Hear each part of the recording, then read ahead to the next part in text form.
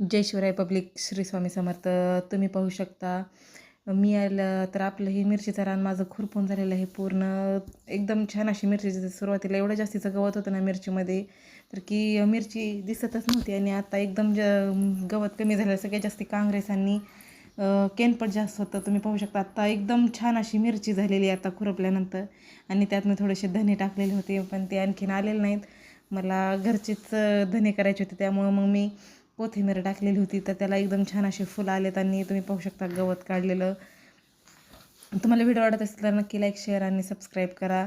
आणि तुम्ही पाहू शकता तर टोमॅटो पण पाहू शकता तुम्ही. टोमॅटो पण एवढे छान आलेले आहेत ना. आणि वांग्याला फुलं जास्त आलेले आहेत, पण वांगीची एवढी जास्त हाईट नाही वाढलेली, पण वांगीची हाईट थोडीशी राहिलेली आहे कमी.